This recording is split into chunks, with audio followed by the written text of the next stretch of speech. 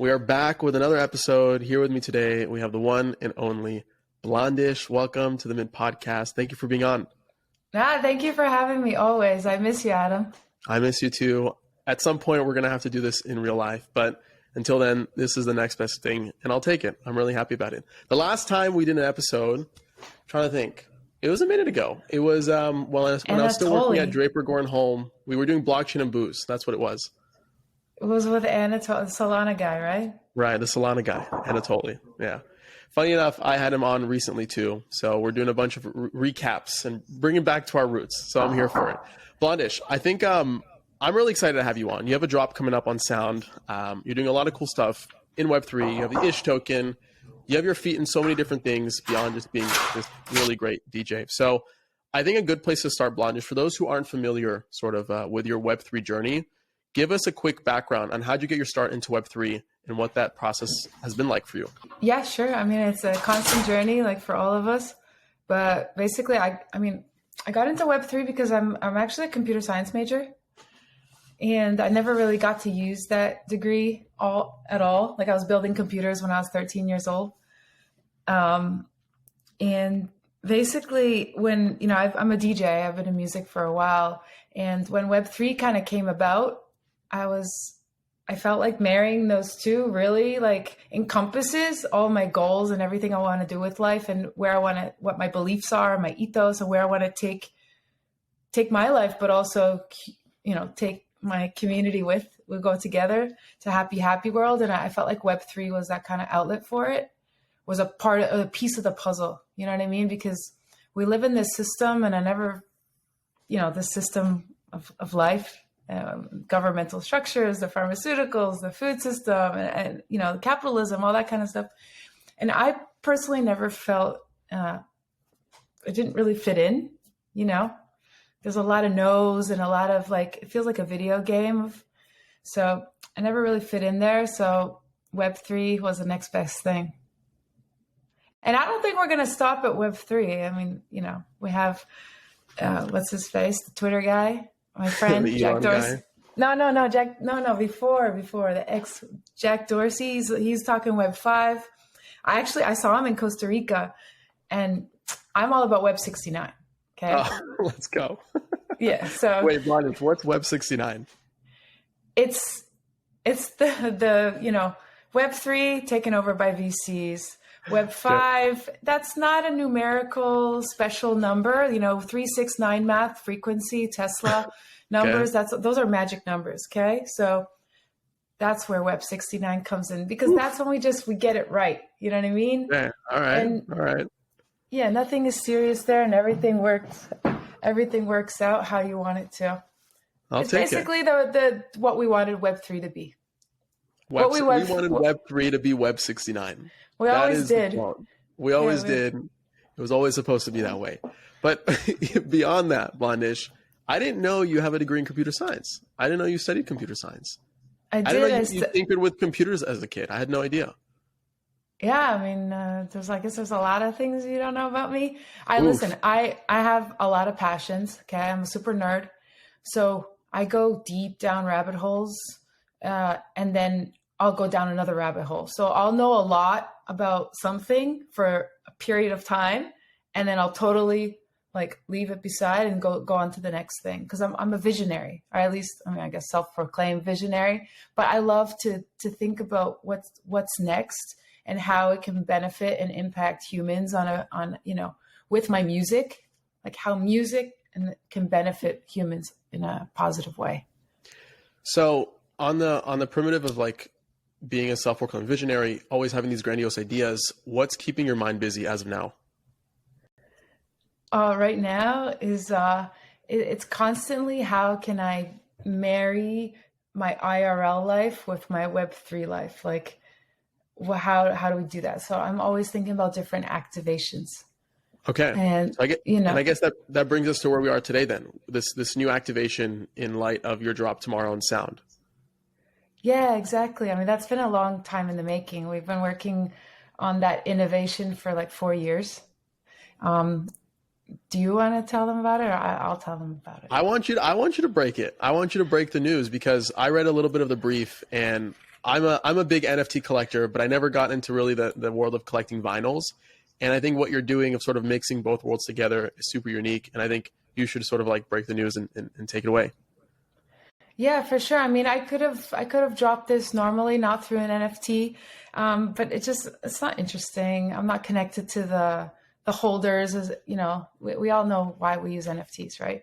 So basically, together with Sound, it'll be my second drop. And instead of just releasing, another music NFT, which is also great and has its value, but I want to take a step further. And we've been innovating this new material for vinyl. So everyone knows vinyl is made out of fossil fuels, petrochemicals. It's a plastic vinyl, right? And I have a foundation called Bioplastic, and we remove single-use plastics from the music industry. So the number one thing, that we hear in conversation when I'm talking to people around the world is they hear you have a foundation, they're like, yeah, but what about CDJs and vinyl? Because they're both made out of plastic, right? I was like, guys, I'm just talking about single-use plastic. It's a big enough job already, but I would love to come up with a plastic-free vinyl. And then we just had that, we were like that eureka moment. It was just a dream, we never thought it was possible. But then we started learning about materials and how nature loves to mimic and make any material that you can, give to it. So basically, there's a lot of different plastics. I don't know if you know, there's like PET, PLA, and now if we take it a step further, we met these guys, Evolution Music, okay? We were introduced by Soul Clap, other artists in the industry. And these guys are also super passionate about making the music industry more sustainable. So we came together with them, and they were already making a PLA vinyl, which is a bioplastic, okay? Keep it simple. But then we were like, bro, what if... So basically, PLA is compostable. I'm not going to get too nerdy, okay? But it's hard. It's hard. I know, but I want to see the nerdy side of you. I want to hear it because I know there's like a bacteria element to actually building these non-plastic vinyls, right? I'm thinking to myself, like, how is that even a thing? Yeah. So PLA is compostable, but only by industrial composters, and the waste management system isn't really that great. So it doesn't usually get to an industrial composter. Okay, so just gets lost in the waste and the garbage. So that doesn't really help us. So we're like, guys, can you try developing PHA, which is PHA is bacteria-based vinyl. And they were like, well, we can try. So we did. And we figured it out. And then the hard part was to figure out the sound. Because, you have to get the sound quality to sound like the plastic counterpart. But we figured it out as well. How do you do that? How do you figure that out? A lot of testing. I mean, listen, I wasn't in the plant doing it, but we were just we were helping with the R&D on the R&D side, So they were just in the pressing plant. They have different molds, and they keep going through the molds until it sounds right. And you use a lot of frequency generators. You hook it up to a computer, and you test the frequencies as the vinyl's playing off the pressing machine. So, okay, number one, I'll get to the point of this whole story. So number one, we figured out how to make a plastic-free vinyl, okay? PHA. Number two is okay, how do we actually get this mass adopted versus just become a souvenir or a novelty item, right? Which most digital items as NFTs are. They're kind of, so far, they're kind of just material items, right? But these vinyls can actually be use existing pressing plants and pressing machinery. So we don't have to build new machines. We can use the old clunky vinyl machines that everyone's using to press vinyl. So we're Gucci. Okay. So now we're the next step is, first we're going to launch this drop so that the world knows about this new material and you can own a piece of it, or own one of the first ones. And then we're going to figure out how to scale the thing. Okay. I love it. Do things that aren't scalable just to see where they're at in the interest with the greater community. I think it's a I can resonate with that. And I think hearing your entire story from the dream of like making this a reality to now seeing it in its inception and now being it pegged and kind of like introduced alongside it's a 14 part track, right? 14 track compilation, introducing this new plastic and this new innovation. I think it's very ambitious. It's very cool. And it feels very you, like first and foremost, you know, and most importantly. And I'm curious, how are there any trade-offs between like this material and the original vinyl material in terms of the quality of the music or what you can do with it? Or is it just, it's much better for the environment, and so we should just be transitioning to this by default? Like, I'm trying to think, are there any trade-offs between using one version or another version? Any that you know of? Not that I know of, not, no. Okay. So it's But just we net might positive. discover some along the way. But I mean, other than it's the same size, it's the Okay. same weight, it has the, the sound we figured out, and it's compostable, in nature. So I don't trade off. I mean, you're not going to be storing your vinyl in 55-degree weather. Like, I don't even know what Right. it breaks down at. Yeah. Got it. So walk me through then this 14 track compilation, because what are the overlaps between this new track compilation to this new innovation? Like, are there any sort of like synergies that you can sort of think about that they complement each other, that bring more awareness to this new type of biodegradable plastic? Like, I'm trying to understand the overlap between the music and this new innovation that you're so passionate about.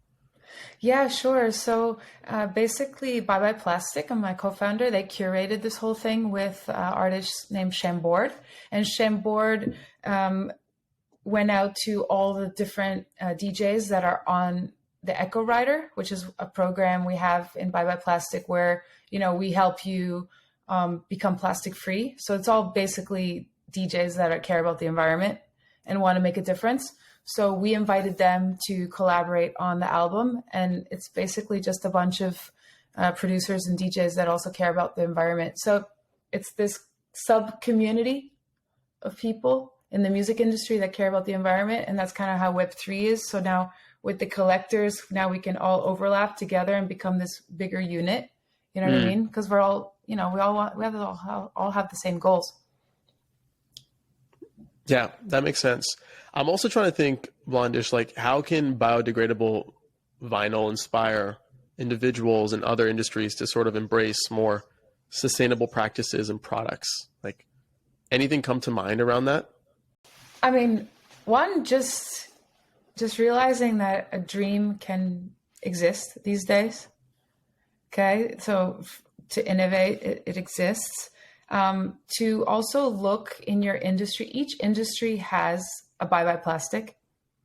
People that care about making that industry potentially more sustainable and will hold your hand through that process.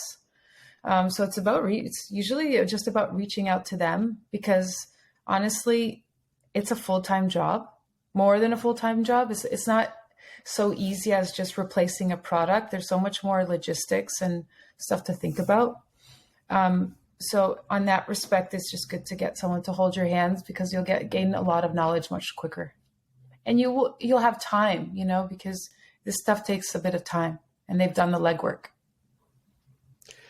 Can you walk me through more the inspiration behind Life Is and the opening song from the Plastic Free Party? Because that's what this big grandiose project is called, right? Yeah, it's all about the Plastic Free Party. But yeah, I mean, I created this track actually. I was inspired by my trip to Antarctica last March. I don't know if you guys have ever been to Antarctica, but like Wait, there's no. I think I saw something on your story about that. Yeah, I mean, I went with a bunch of friends. I got Okay. invited. This was their crazy idea to go to Antarctica. And then they had like 8 different friends also inviting. You can invite a few friends. So we all went to Antarctica last March, and we jumped in the sea at it was like minus 0.5 degrees Celsius. Wow. I don't know that in Fahrenheit. That's around 32, a little less than 32 Fahrenheit.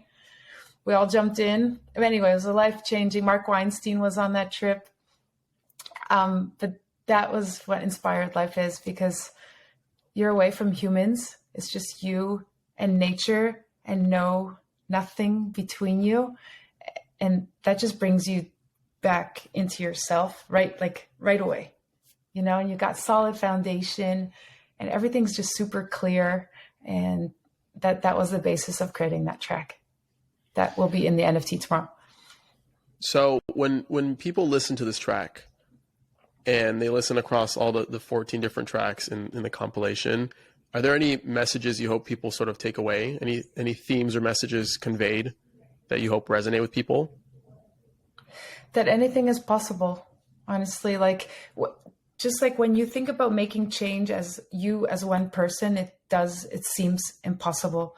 But the power of community, and I'm in Web3, we know what community means and how controversial it is, but the power of humanity and the way people connect and community, when you start taking baby steps and then it starts to get bigger and then it turns into a movement and then it turns into change, like that is the fuel what this compilation needs to get across, or I want it to get across. How long did it take you to produce this 14 track compilation? Well, I actually didn't produce it. I mean, I produced the track, but Chambord and Camille and everyone from Bioplastic brought it together.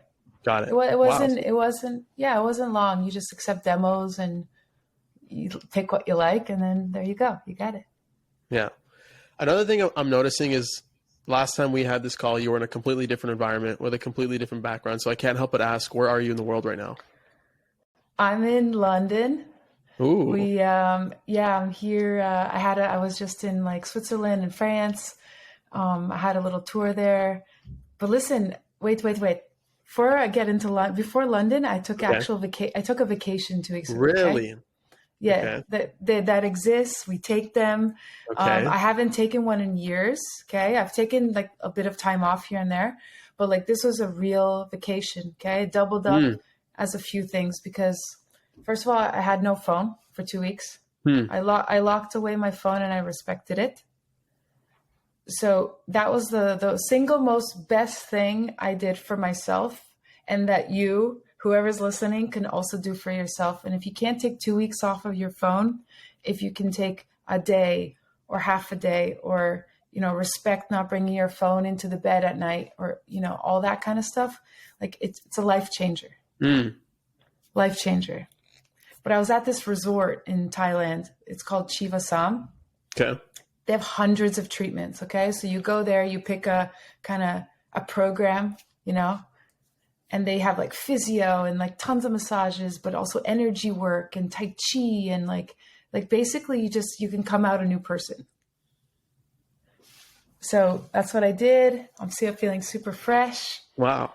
And now we're back in London in the grind. My crypto partners are here, Indigo Fund. I have an event, Abracadabra. I'm cross-pollinating all these amazing worlds through music. Really quick, when you're on vacation, do you have your equipment with you and you're still like shooting the shit, DJing like for your own personal, none of that? No, I forgot who I was for 2 weeks. Wow. I did not hear Blondish. Like I was like, I had no gluten, no caffeine, no alcohol, no dairy, and no Blondish for 2 weeks. Wow. Yeah. Okay. So we're in London. You mentioned something about, you said Indigo Investment Partners, right? That's the first time I've heard that. What is that? Oh, like right before Luna collapsed last year. Okay. We started a fund with I have 3 partners. And the way that kind of happened was, like during COVID, I lived in Miami. Okay. And, we lived with one of my friends. He's a hedge fund guy. And, we had dinner together every single day for like 6 months because of quarantine. So, you talk about stuff, and all I talked about, me and Liana, my girlfriend, were talking about was crypto, like, cause we're so deep into it again. And he was just talking about stocks and I was like yawning. And then, and crypto was moving, right? So he started investing a little bit and then more and more. And then off of all our alphas, he made a lot of money. And at one point he was like, girls, like, you need to start a fund. Stop. I swear. He's like, I'm going to give you your first 5 million and you're going to start a fund. And then we were like, no way. No, What? not a chance. We're not doing it. Because, for instance, I'm a DJ. Okay, at the end of the day, I'm a DJ. I'm an artist. I'm traveling around. I'm not back office. Right. Taking care of LPs, other than like on a cultural communication level. You know what I mean? So I was like, "There's no way we're gonna do this." And Liana, my girlfriend, she's she does events. She organizes events, but she's a boss. So at that same time, I met my two other who are now my partners, Thomas and Nate, and they're from traditional kind of finance, but they moved to crypto in 2017. So they set up the first regulated crypto desks here in the UK, regulated ones. So they know they're all a part of all the brokerages. They know what's up. So we were like, we had the same vision. Then we're going to start an asset management.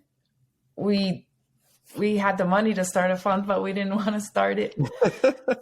and apparently the alphas. So we came together and we partnered, and they're based here in London. So Nate does all the investment strategies. I mean, we work on it together, but he does investment strategies, and Thomas is our CEO. He's very personable. And Liana's also part of the team. And wow. We're a liquid token fund. Okay. So it's all publicly traded tokens. You don't do like private investments like equity into startups, for example. Like we have done a couple SPVs on the side, but the VC part of our fund, we're gonna launch that. It's not the time right now. Okay. Fair. So now that we're in a bear market, how do you think about investing?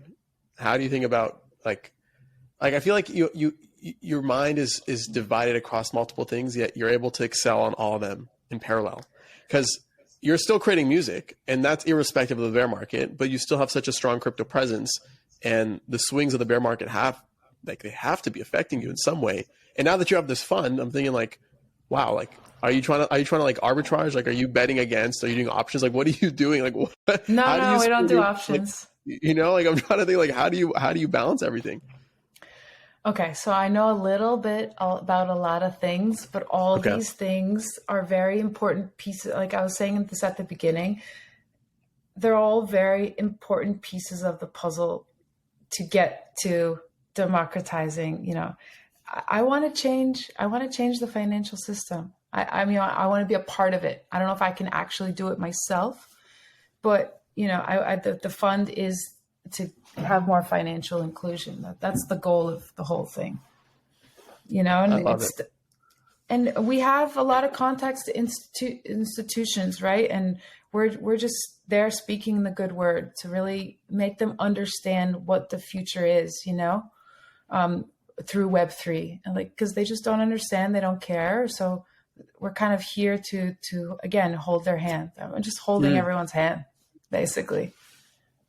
Now that we've had this conversation, we're like 25 minutes into it, hearing about your background, hearing about all your interests, trying to understand better the way you think and the way you approach your life, I can't help but wonder, and I keep going back to this original statement, like you were a computer science major and then you went into DJing, but you're also super passionate about sustainability and environmental impact, but you have such a deep interest in crypto and NFTs and you invest, like you're so multifaceted. I'm trying to think like, how do all these interests tie together into who you are? Like what is the end goal here for you? For me or for everyone? You tell me. It's happy world. And happy world is a place of freedom, abundance, and happiness. It's really just like, I meditate a lot. Okay. I do pranayama, I do Tai Chi. I work with energy. I'm all about energy. And since I've been going deeper and deeper into that, I feel like I'm on a different highway than most of the world. Like most of the world is really suffering and not happy and, 9 to 5, barely making it. And I always ask myself the question, like, why are we in this position? Like, we don't have to be. Like, why when I go to the grocery store, I can't trust any of the food in the grocery store? Why? Totally. It's not fair that the things that are normalized, that are given to us in this system, is actually all shit. It's all bad for us. So why do we have to live in a world like this? And why can't I kind of help create a new system where we don't have to live like that? So everything I do is I'm hoping that it brings us one step closer to happy world, which is just the opposite of this system that we live in, where we have to suffer so much, you know? Mm. Music is the nucleus of all of that. It's the nucleus. It's the accelerator. It's what I use as fuel and connector to all these different projects. Why do you think music is the nucleus of all that? Because that's where two reasons. Okay. That's where I've built trust with my community, real, authentic trust, because it's as real as it gets. You know, when I'm playing music and people on the other side or around me, they feel that energy. That is a instant connection, instant loyalty, instant understanding we have between each other. It's real. So that's one reason. Number two, we all are music. We're all resonant frequency, okay? You know, no words in the English language are going to be able to make you feel what music does. So just understanding that understanding that we're all resonant frequency. Every single cell in your body is resonating a frequency. So I just, it's a big round off to call it music, but let's just do it. And for that reason, we're just little music beings. So why not? That's the nucleus. Why not? Why not? I think part of this nucleus is the sound drop that's happening tomorrow. So as in today, because it's going to be dropping the day that the drop goes live, this episode. So I'm excited for you, Blondish. Really excited for everything that you're doing. Major props to the Plastic Free Party and the biodegradable vinyls. Like, it's very exciting to see that out in the wild, and I'm really curious to see where that could go in the future. So before we end this call and before we end this episode, tell me about this drop. Like, what are the details of the sound drop? What should people know? What are the details? Yeah, sure. So it's dropping tomorrow, 8 p.m. Central European time, 2 o'clock Eastern, 11 Pacific.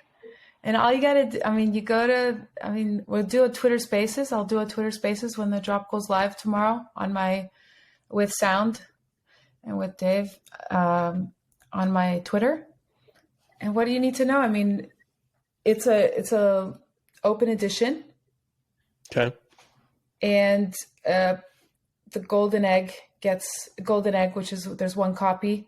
You'll get some ish tokens and some bye-bye tokens. And the first, whoever's in the pre-sale, I'm gonna sign a copy of that. And actually, I might be giving away the actual test press, which is the first ever PHA test press. One of them will be a rare one there. So there's a lot to look forward to there. Yeah. All right. Well, I'm excited. Thank you for coming on. Thanks for sharing more of the story. We'll have to do this again soon, but until then, good luck on the drop. Good luck on all these initiatives, and talk soon. Love you long time, Adam.